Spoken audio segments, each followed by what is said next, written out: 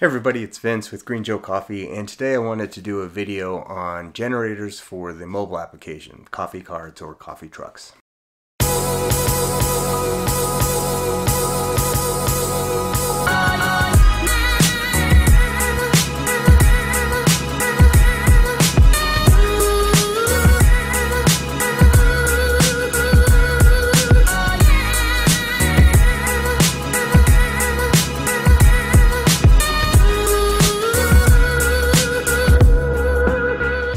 So the first question in generators is usually to break it down by the fuel type. So there's gas, there's propane, and then there's diesel. I'm a big fan of gas. One, they have a better resale value. So whenever you get out of the coffee truck industry and you want to go into something else, you can sell your gas generator and recuperate most of your money for it. The other reason is that it's easier to find someone to work on a gas generator. Diesel mechanics are a little bit harder to come by. The other thing about diesel is that you're not going to be able to find diesel at every gas station, so that's an issue with it. Propane is a nice fuel because it doesn't have any type of like fumes that you would normally have from gasoline generators or diesel generators. Some people argue that diesel generators have less fumes, and they're probably right for the most part. But I think enough distance with gasoline generators and the fumes aren't really an issue. As far as the noise goes, I think they're probably all about equal. I think if you want to get rid of the noise, you just have to end up paying like top dollar for it. The other thing that I like about gas generators is that there are more companies that make them. So that means you're going to have more options to purchase, which just allows you to be more competitive as a buyer. You're not stuck with one or two options. With generators, I want to look for a 3-year warranty. Now, something to keep in mind is a lot of times that their 3-year warranty isn't for food trucks. It's for residential use. That's going to be up to you on whether or not you want to, spill the beans on that one. I'll just leave it at that. The way that I was taught to buy a generator for a food truck or for a coffee truck was to take all of your wattage, to add it up, and then to times it by 1.3 so that you have a margin of 30%. But then as I started working the coffee truck business, I saw that that's not exactly how I bought my next couple of generators. There are specific pieces of equipment that I don't always use at the same time. So let's talk about how generators are sold. So generators are sold generally 110 or 220. Typically, if you buy a 220 machine, 220 volts, then it will also have some 110s with it, but not all the time will 110 machines have 220s.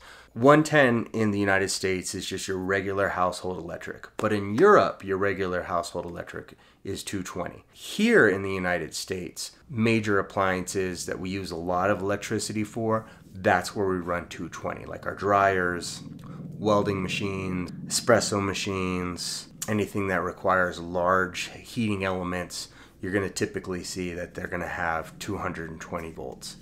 When you're purchasing your machine, if you're purchasing an espresso machine, that's a commercial espresso machine, meaning it has, typically the easy way to look at it is if it has 2 group heads, it's most likely going to be 220 volts. If it only has 1 group head, there's a good chance that it's only 110. So if your espresso machine is 220 volt, you're going to need to get a generator that's 220 volt. When they sell generators, they sell them with a running wattage and a peak wattage. And you want to have all of your equipment well within the running wattage parameters. You don't want to be maxing out your generator with peak wattage all the time. It's kind of like redlining your car. If you're in that red all the time, it just puts a lot of stress on the vehicle that doesn't need to be there. It's the same way with generators. So when you're purchasing your generator, you don't want to run all your equipment at the same time and have your peak wattage in the red. The way I think of it is there are certain appliances that are on all the time and that you need to have constantly running, such as your refrigerator and your espresso machine. So you want your generator, you want the amount of electricity that those units are drawing to be within the parameters of your running wattage on your generator. Now there are certain pieces of equipment that I notice that I don't run at the same time.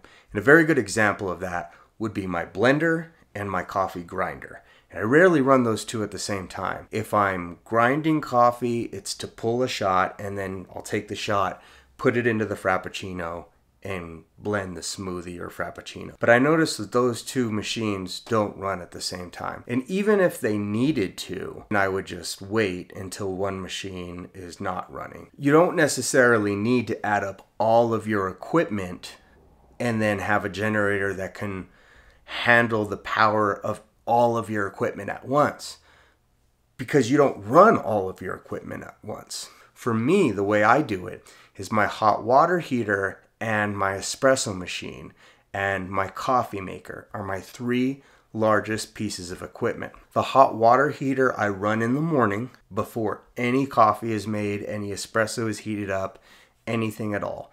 And then I unplug it. I just leave it alone. And so I allow the 2.5 gallons, the 2.5 gallons inside the hot water heater to slowly cool off throughout the shift. And that's plenty of hot water to get me through my shift.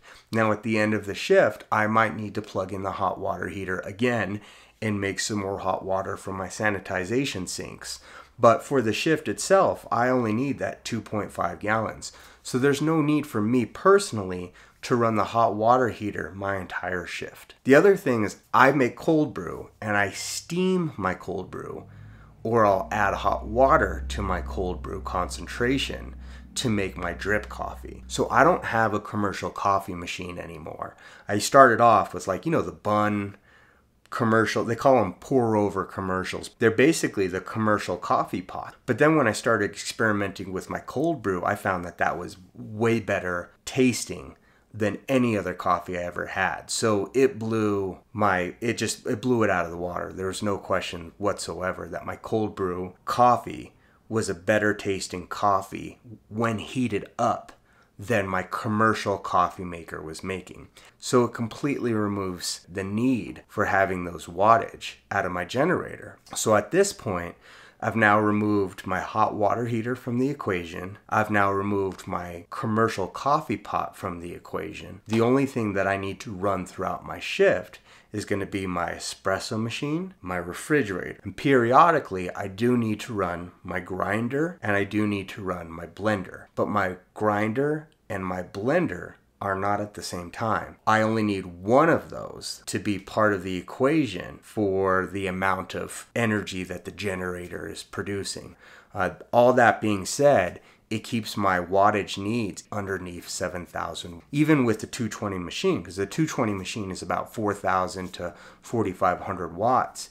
Well, that still gives me 2,500 watts to operate a refrigerator and a grinder, or refrigerator blender, whichever one has the most wattage. So I still have plenty of room to maneuver. So those are some kind of like generator hacks that I've used to be able to purchase a smaller generator. We should talk about decibels and noise ratings. Anything that's within the 70s decibel, in my opinion, you can't have a conversation while you're standing next to the thing. You need to be at least a truck's distance away from that generator in order to have a conversation.